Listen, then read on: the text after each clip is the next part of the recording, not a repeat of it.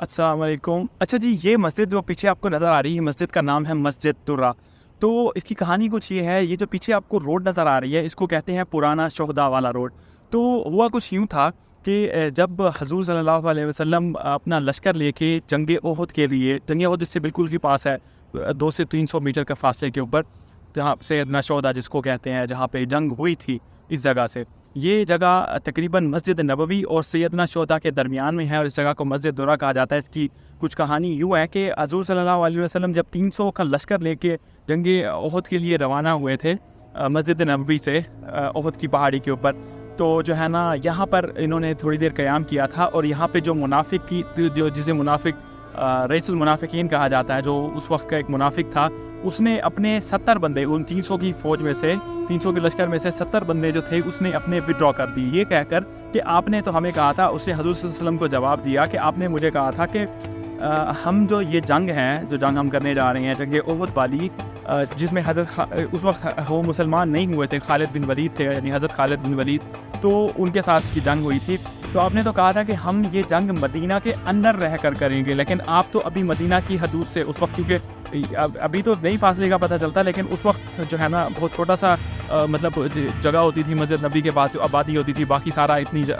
वीरान सा होता था। तो आपने तो कहा था कि हम मदीना के अंदर रह कर ये जंग करेंगे, लेकिन आप इस टाइम मदीना की जो है ना, उससे हदूद से बाहर जा रहे हैं, तो लिहाजा मैं अपने लोगों को लेके मदीना से बाहर आपके साथ जंग लड़ने के लिए नहीं जा रहा। तो उसने अपने बंदे जो 70 थे 300 में से, उसने विड्रॉ की और वापस चला गया। तो लेकिन खैर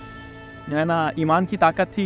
ये जो लश्कर था बाकी हज़ूर सल्लल्लाहु अलैहि वसल्लम के साथ, ये आगे बढ़ा और मैदान जंग, जहाँ पे ओहद की लड़ाई हुई थी, जंग ओहद, वहाँ पे पहुँचे। वहाँ पे पहुँचने के बाद जो है ना, हज़ूर सल्लल्लाहु अलैहि वसल्लम ने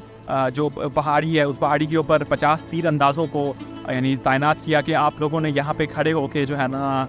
दुश्मन जो आएगा इस साइड से, तो आपने उसका मुकाबला करना है। तो एक तरह पहले जो है ना, उसको शिकस्त हो गई थी। उस शिकस्त के बाद जो 50 लोग वहाँ पे तैनात किए गए थे, और कहा गया था कि जब तक यानी हज़ूर सल्लल्लाहु अलैहि वसल्लम ने कहा कि जब तक मैं ना कहूँ, यानी हज़ूर सल्लल्लाहु अलैहि वसल्लम का हुक्म ना हो, आप लोगों ने वापस इस पहाड़ी से नीचे नहीं आना। तो जब इन लोगों ने देखा कि जो है ना, हम जीत गए हैं, तो आरती जो टेम्परेरी जो थोड़ी देर के लिए वो उनको जो जीत हुई थी, तो ये लोग माले गनीमत लूटने के लिए नीचे उतरे और कुछ दूसरे कामों के लिए जब नीचे उतरे, तो जब उन्होंने देखा कि पहाड़ी के ऊपर अब कोई नहीं है, और जो हज़रत खालिद बिन वलीद का जो लश्कर था तब वो मुसलमान नहीं हुए थे, तो उन्होंने दोबारा अटैक किया। और इसी वजह से जो है ना, वहाँ पे हज़ूर सल्लल्लाहु अलैहि वसल्लम के जो दांत मुबारक भी जो है ना, वो शहीद हुए थे। और फिर जो है ना, इनको एक शिकस्त का सामना करना पड़ा मुसलमानों को, कुफार मक्का से। और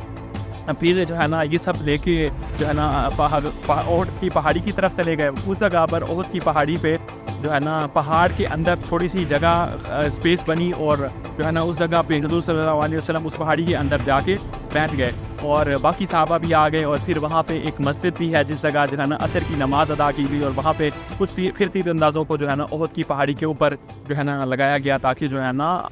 उसको दुश्मन के ऊपर निगरानी की जा सके या उसको यहाँ पे आने से रोका जा सके। तो ये कुछ अहवाल था इस मस्जिद का, मैंने कहा आपके साथ शेयर किया जाए।